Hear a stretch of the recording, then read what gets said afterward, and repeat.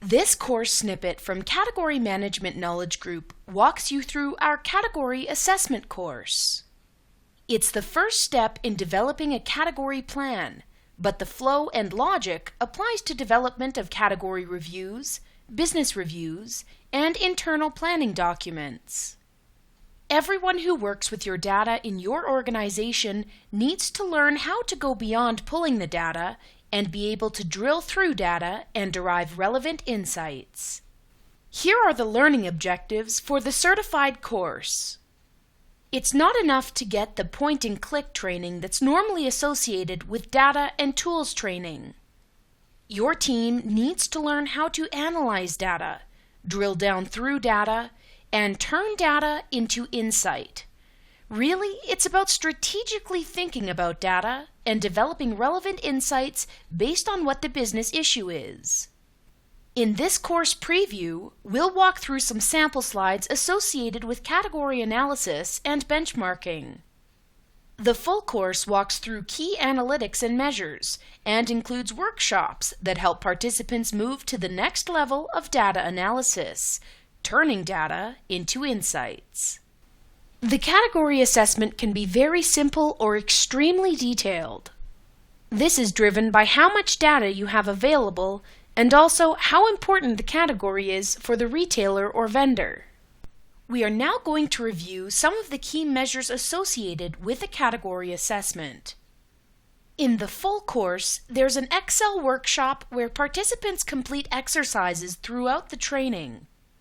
This will be referred to in examples, but the Excel file is not available in this course preview.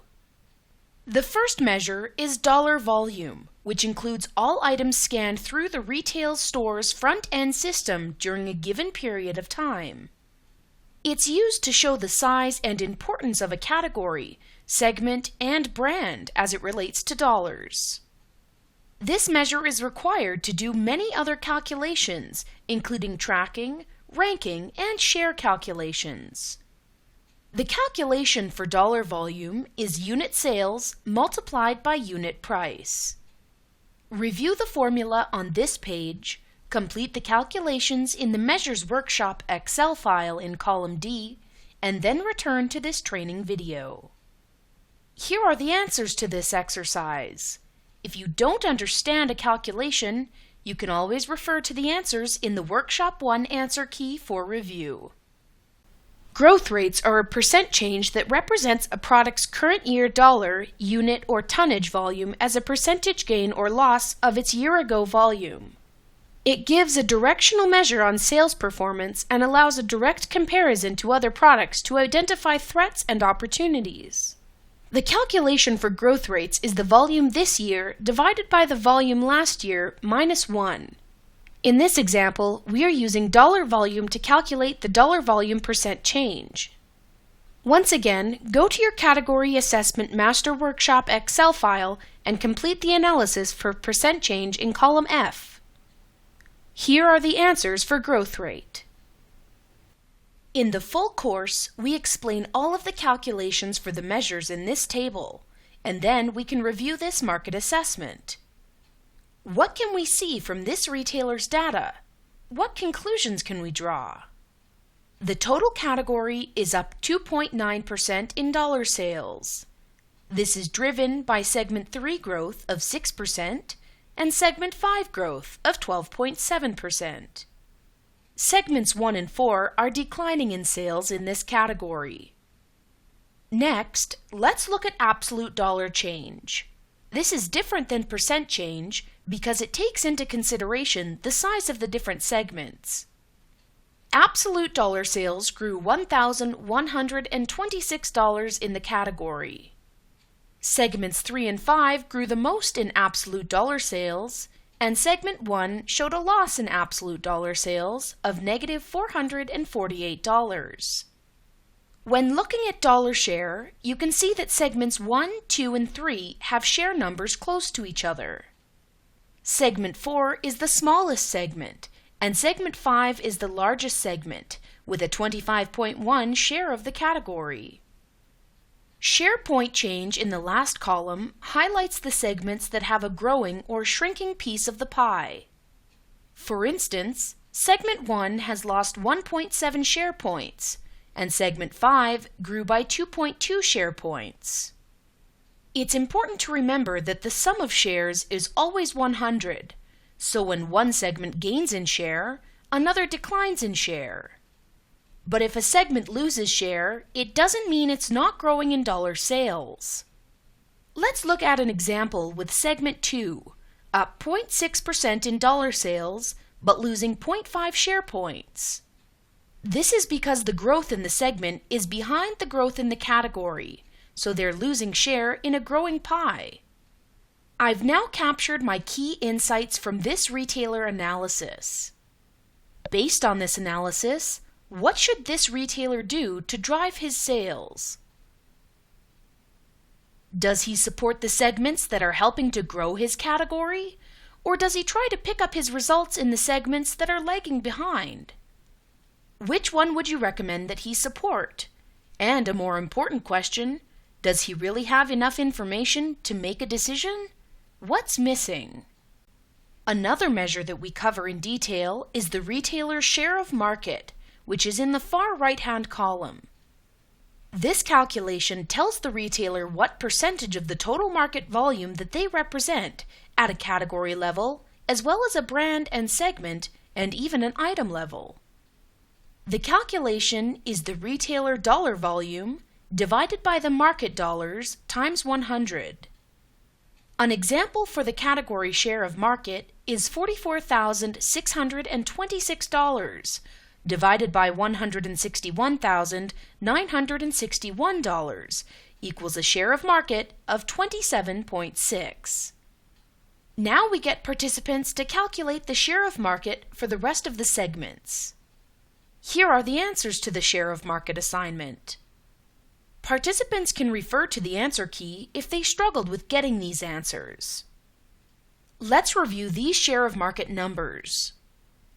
This retailer has a 27.6 share of the category in the market, or in other words, represents 27.6% of total category dollar sales in the market. Retailer shares of a market at a segment level that are lower than total category share represent segments that are underdeveloped, like the ones highlighted in red. Retailer shares of market at a segment level that are higher than total category share indicate highly developed segments, like the ones highlighted in green. If you can create an assessment that's less complex but gives great insights, it will make it much easier for you to make quick decisions. Before you really start drilling deeper into the category, you need to consider the category share of market. How, as a retailer, do you know if this number is a good or bad share of market? In Chapter 2, we will look at this in more detail as we determine some benchmarks for the retailer. Once we've reviewed the key measures in a category assessment, we walk participants through how to drill through the data and make relevant observations. The category overview we walk participants through includes an in-depth review of this sample dry cereal category overview. We haven't shown all of the slides, but this gives you an example of what the detail looks like. Organics is an important and fast-growing segment that's kept separate from the others. It's important to note that organics is also incorporated into the family, adult, and segment results, so the numbers are duplicated. If you add up the volume for family, adult, and kids segments, they equal the total category numbers. Take about 2 minutes to look at the results on this page, and as the category manager, try to identify some of the key numbers of concern in this report. We already know the category is down 2% versus year ago. What segments are driving that 2% growth? I can look across the segments to see what segments are driving the 2% total category decline. Are the same segments driving the results for absolute volume growth? As I mentioned before, it's always important to include an absolute volume change. You can see that a decline of 1% in the adult segment translates to negative 306 in sales. which is a significant amount of volume loss. Of note, the adult segment is the largest segment in the category. So all three segments have declined over the latest 52 weeks, translating to a total volume loss of almost $1.8 million. As a category manager, you should also have a sense of what segments you're most and least developed in, based on market share. Some retailers use this as one of their key measures in their business on an ongoing basis. What is the least developed segment for Retailer X? Retailer X is least developed in the adult segment and most developed in family and organics. The last thing to note is the largest segments in the category. What segment is largest for the retailer? Adult is the largest segment. Also, vendor number 1 is the largest vendor in this category. Once we complete our category review, we need to capture key observations from the data, including the insights from tying in with baseline and incremental sales results for this category. This is important to do to capture the key priorities and focus areas for the rest of your analysis. The next step would be to drill into the category tactics, which is covered in a different certified course on category tactics and analytics. To summarize, this is how we drilled through data. This captures the key steps that we went through. They may vary based on data source and analysis project, but this is a great example for you to work from as you complete your own analytic projects. We've now given you a glimpse of our certified course on category assessment, which will help your organization move data to insights in your endeavors to increase data return on investment. There are many options for you to choose from if you're interested in purchasing this course. The online course is available for purchase through Our House, which is Category Management Knowledge Group's state-of-the-art online training center. If you'd prefer, we can also run a private webinar for up to 200 people for a cost of $3,000, or a live session at a national or team meeting. Or if you're from a larger organization where many people would want to access the course, we can also make the course available for your use within your own internal learning management system. Your choices are limitless. Return on investment of your data purchase is paramount. For the millions of dollars some organizations spend on data, you want to know that the data is being optimized and maximized. Purchasing data gives your organization facts and data. But you shouldn't allocate your whole budget to data.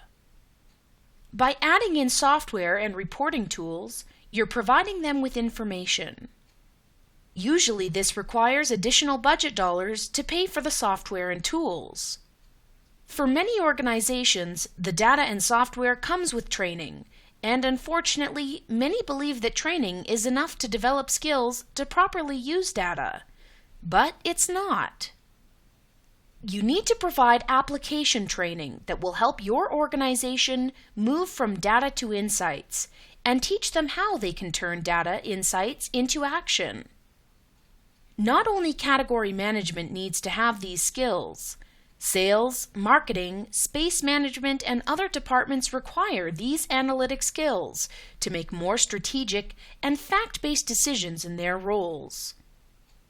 And to move to breakthrough insights, the right analysis at a much deeper level needs to be done. This is where the specialists do their work, where category management and shopper marketing can complete the in-depth analysis to find those breakthroughs. You need to set aside part of your data budget to pay for the corresponding applicational training to increase capability on your team and in your organization ongoing. This will help you increase data return on investment and, more importantly, move your organization to a more strategic and fact-based approach. At Category Management Knowledge Group, we can work with you to create solutions that will help you move your organization to a more strategic, fact-based place with increased return on investment for data purchased. So where do you go from here? If you're interested in purchasing the certified course or working with us to help you determine multifunctional training opportunities for your organization that will ultimately lead to increased return on your data investment, please contact us. We don't believe in a one-size-fits-all approach and will consult with you to ensure that what we deliver meets your specific needs and business issues. We hope to hear from you soon. Have an excellent day.